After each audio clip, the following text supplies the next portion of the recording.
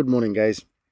I'm going to do just a quick stream this morning. I'm obviously getting asked a lot in terms of, where we are, why I think we are where we are, why I haven't done many updates and that recently. And as I've said in my last couple of streams, right, I think the trouble being is if you've watched any of my previous streams or you're following Paul daily, you kind of know where we are, right? I I looked at the calls back last year in terms of why we were at distribution. All I had from loads of, Twitter and even the guys in TradingView was, oh, it's accumulation, it's going here, it's doing this. And we clearly come down, right? We then had the move from the 28 level up. And, August time, it was a similar thing. It was kind of like, well, we're going to go off, it's 100K. The reality was you could see that truncation coming from a million miles away, right? So we got to the top and we've kind of come back down. So in terms of the roadmap, although the numbers might not be where we want them to be, it's kind of doing what it should be doing, right? And I know that's not what many people want to hear, but I think you got to really take into consideration the kind of time frame that this is currently operating on, right? Just because the postman has come in and told, somebody that, oh, well, it's going to go to 300K because Moon Carl said so, and this is where we're at.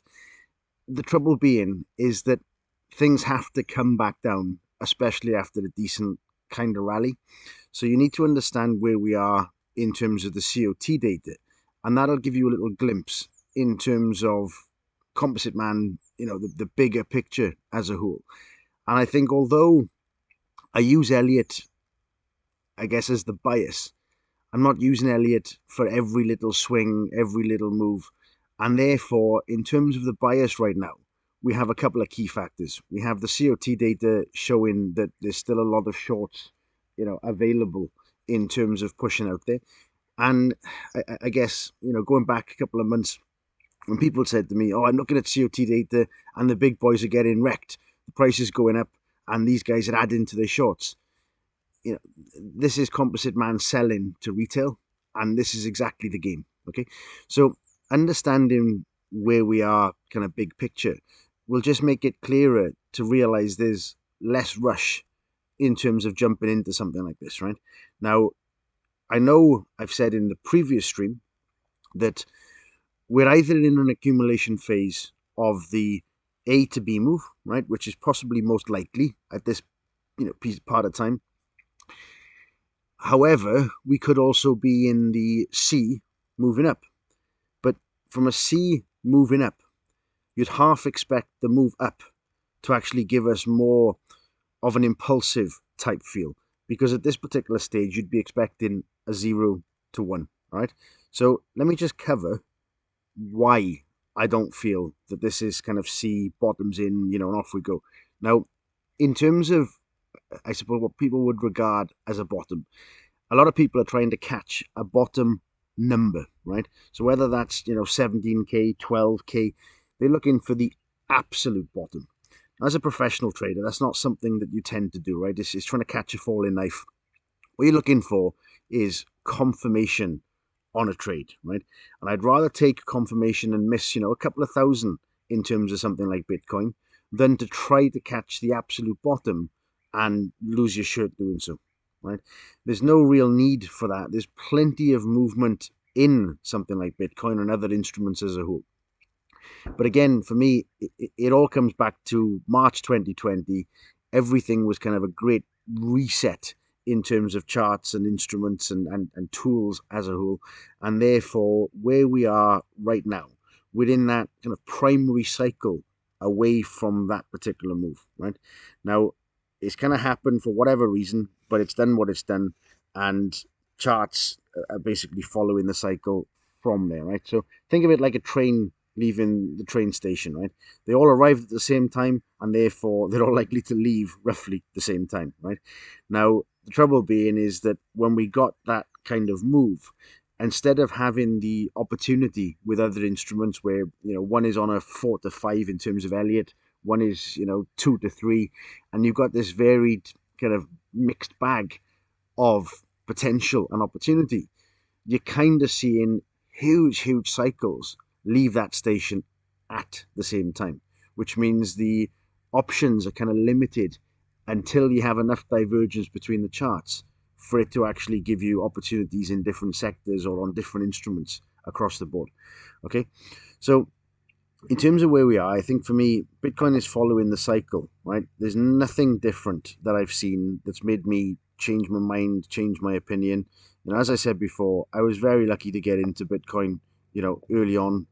I think being in technology and the kinds of investments I was making, kind of way back when, I kind of saw 2017 as a real starting point, right? In terms of Bitcoin becoming more institutionalized, right? And I guess from a VC's perspective, which is what I was currently doing and what I was doing at the time, I think from a VC's perspective, the conversations I was having in family office events and other types of events was, I guess, from a general partner's perspective, so that the guys kind of managing the VC funds, a lot of the sentiment was, we'll dabble with it, right? We'll invest in technology. Doesn't necessarily have to be Bitcoin, but we'll invest in the technology. So at this particular point, there was big money flowing into crypto, but it wasn't traders, right? It wasn't kind of people who knew the game. It was speculation based on people who don't really understand technology, if I'm honest. So I think the trouble being is that the 2017, 2018 kind of rally up, right, was basically VC money, angel money, right, and big flows of money, and then basically profit taking, right. So for me, I would regard anything kind of prior to this as a zero, right. Don't worry about the numbers. On this particular point, the first one, right, and then we had the low being the two, right. Now, as we start to move on up, you start to see the moves kind of within the moves, right? You see the one, the two again, probably see a 3, a 4, and a 5 move, right? And that really gives us then the 3 big picture, right? The 1, 2, 3. So for me, when I was calling the rocket call, right, back March last year, and I wrote the original roadmap, the idea of having distribution around this level seemed logical, right? We then went down into a smaller time frame. So I'm going down to the daily time frame. And what you could see was where the buyer's climax kind of come in and the AR set out. A lot of people thought, oh, this could be a spring. And the reality was, we were measuring from down here, not from up there. All right. So in terms of the logic and moving forward to where we are then today, when we had the distribution, right, we come into the levels that we mentioned. I'm going to see if I've got this on one of the posts. I think it was in this post as well, right? So you could see from the call back March the 18th, right, you could actually see the moves that we had down. It just become more and more respectful. You could see how key levels were being utilized, why they were being utilized, right? So when we come on down, we then had this really ugly move, right? And I didn't like the bottom at all, right? It was almost frightening, the bottom, because from Composite Man's perspective, it was the first time you're really witnessing this. We've only just seen the first real distribution play itself out from the top. We've now seen an accumulation that didn't really act like an accumulation, right? Now, at this point, I thought, well, was it just that maybe playing the game on the way up, profit taking, and this is kind of game over? Or was there something more to this, right? I'm going to get onto something in a second. So kind of stick with me in this. This is really, really fascinating, this part. If you look at where we were in terms of the drop, and then we start looking at the detail of the rise, right? The 0 to 1, the first red move up, I really didn't like this, right? This looked like a 3-wave ABC kind of counter trend type move. We then had another type of counter trend move back down, right? And the fib levels on these, they were kind of all over the shop, right? There was nothing really that kind of give the indication. The volume was pretty similar. It was kind of dire. There was nothing really happening until we broke past this kind of first level one, right? So you can see from the first one on this white chart, you can actually see that was there and then back for the retest, right? So it was this point that started to become, really interesting in terms of where we go next, right? So when I posted this out in August last year, right, this was the 24th of August, I actually said, and this was the logic behind this, the reason that we could see the move come in to an all-time high and not really far beyond the previous all-time high, right? So the Novembers from before that we'd actually come in and saw the drop there. We could actually see why we were only going to have the truncation at this particular point, right? And if we got it, and we did, it kind of cemented composite man operating in the instrument. Right? And this is what was really fascinating for me, to actually see it not only the first time on the distribution, to see a very ugly accumulation, but then to see the distribution kind of happen again at the levels that we were actually expecting, right? So for me, what was really, really cool was to see the distribution. And again, we had, kind of crypto Twitter saying, oh, this is off to the moon, and people like MMC posting videos of long at 69k, right? The trouble being is, when you understand what Composite Man is trying to achieve, you understand that retail are the people that he's achieving this against, right? So knowing the statistics and why retail lose the kind of trades they do, and the frequency that they lose the trades that they do, you'll understand why when you look at a COT chart, you'll understand why the sells are still vast in terms of the leverage funds, right? Asset managers are clearly accumulating, they're buying, they got a steady hand, they got a long-term view on the situation. From a leverage funds perspective, these guys are still playing the game short term, right? So every little move up is an opportunity for them to profit take, right? Now, I'm not going to go into too much detail on that. That's something I've done with the subscribers in the last video for them. There's a couple of different ways of looking at how the trades from Composite Man's perspective are actually taken, why they do what they do, and why they wouldn't just go and sell at the 69k tops, right? So understanding how they can accumulate, distribute, hedge positions, and move into positions is something worth understanding, right? So on that particular note, we've actually got a Skillshare course we've done for free. I'll put the link into the description now on this one, right? So in essence, if you want to understand a little bit more of Composite Man, you need to kind of come more into the Wyckoff terms and the Elliots, and from the psychology perspective. But if you're not really sure as to any of that, or you're not understanding, even the basics in terms of Wyckoff, if you're new to charting, then, take the Skillshare course. Like I said, it's completely free, and it'll just give you a little bit of an awakening in terms of what you can and how you can see these charts slightly different, right? So in terms of where we are now on this particular point, we have to understand where we've been, right? Which is why it's not just me harping on and saying, we called the bottom, we called the top, we called the bottom, we called the top. That's not the point. The idea is to understand and appreciate why we've gone where we've gone, right? It's not a question of saying, oh, well, the price was this, and therefore we've done it. It's why was the price this is the real question, right?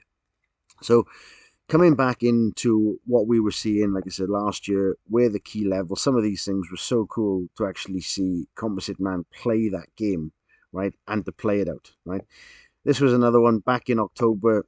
We could see from a Wyckoff perspective why we were actually liking the distribution, right? So there's the chart there. I'll come back to the weekly, right? And you'll see that on the weekly time frame, we get rid of some of these drawings now. You'll see on the weekly time frame, the point of being at distribution, right? This was the daily Wyckoff schematic. You'll see the point of being at that high level distribution was exactly this, right? So from October to where we are, you can see why we're doing what we're doing, right? So in essence, understanding that these things work, right? They're 100+ years old in terms of the strategies and techniques, but they're still valid today because human psychology hasn't changed 1 ounce, right? So in terms of what I'm seeing right now, I'm still seeing an accumulation pattern, right? It doesn't have to be fast, and a spring doesn't have to be deep, right? So that's where I think we are. Nothing's really changed in terms of my opinion, right? So even making new videos, just kind of reaffirming what I've already said, right? And I've been saying this for the last, 16, 18 months plus publicly, right? In terms of what we've done and why we trade the way that we trade, like I said, I got personally very lucky with Bitcoin in 2011, got in at a very, very low extreme, and kind of rode the wave. Kind of didn't realize, didn't understand it much at the time. When I got more into technology and investments, I got into some other coins, things like the Verge was one coin that I actually held for a while. And December 2017, just kind of thought, right, there's enough profit there, take it all out and kind of sit back and watch what happens. And again, just very lucky. There was no technical analysis from that point. It was kind of buy and hold, and just exited at the right time. So in terms of my opinion on crypto in general, I think kind of January 2018 was what I would regard as kind of starting point for Composite Man and company to actually come in and start playing the game more as a trader, right? So putting then my trading hat on rather than my investing hat, we got to look at then where we are and, like I said, where we've been, right? And I'm going to kind of re-emphasize this over and over again, right? This is kind of really important to get this point kind of hammered home, right? So when I look at where we've been, we've clearly had the distribution, right, which was up at the rocket core. Change this back so clear to see.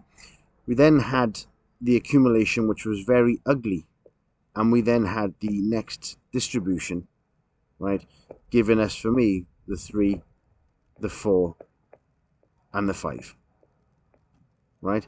Now, in a monthly perspective, this weekly 5 is actually the monthly 3, and that's my current view on the situation, right? I've mentioned again in previous streams why this wasn't the 5, why I like this at the 5, and it's mainly to do with the fibs, right? Now, in terms of these kind of key levels, right, I'll get rid of these again just to keep the chart as clean as I can. We see in this as the monthly 3, right? And therefore we have a lot of selling to do, right, in terms of the leverage funds situation. We have a lot of selling to do. You're going to need buyers to buy the dip, right? And it's buy the dip, buy the dip, buy the dip. I think the thing is, even last night, right, there was a tweet by MMC, and he said something along the lines of, everybody was laughing at us for buying 19k. Who's laughing now? And my response to that was, it wasn't that we were all laughing at the buy of 19k. It was you were buying at 69k, 65k, 60k, 55k, and so on, all the way down. That's the kind of trader that Composite Man wants to be playing against, right? Which is probably why people like MMC and Carl only trade demo accounts, and they actually get their followers to buy in using their Bybit links, and therefore, it's kind of an easy target for Composite Man, right? It's brilliant in terms of watching what not to do, right? In terms of then what we were seeing, Composite Man was very, very happy selling at a premium to individuals wanting to buy every single dip, right? So this is a tool we've got within our Discord channel, and this basically prints out every week, every Friday night, the COT data in terms of the current situation from leverage funds, right? Now, you can see the shorts and the longs positions, and people will assume, oh, well, this is the big boys getting wrecked. This is the big boys profit taking, right? This is why this is kind of a sporadic type of movement, because if they were to sell off and dump in one go, the price would probably hit practically zero within minutes, because there's so much stock there to get rid of, and therefore they would lose ultimate control of the situation. Okay, so instead, what these guys do, they will play a very long-winded game. They got deep pockets, and Christmas bonuses come out once a year, right? So in essence, for them, playing a year at a time is not a problem. But in some regard, some of these situations are 5 years, 7 years, 10 years, 12 years in private equity terms, right? It's not really a big issue, right? Now, what I do like is the asset managers have picked up a situation and they've gone long and they kind of add into the longs, right? So for me, this is kind of more confluence that this is a larger scale accumulation phase, right? I think we've had a lot of the distribution, but when you look back at the leverage fund situation, there is still distribution to be done. And that's very apparent on the chart, right? This isn't we've sold off and off we go to the moon, right? This is we've sold off. We now have an ascending channel sitting in there, right? And I think that there's a couple of options in this. Again, I've covered that in some other streams. I've covered that specifically for the subscribers. So in essence, there's a couple of little things to keep an eye on in this, right?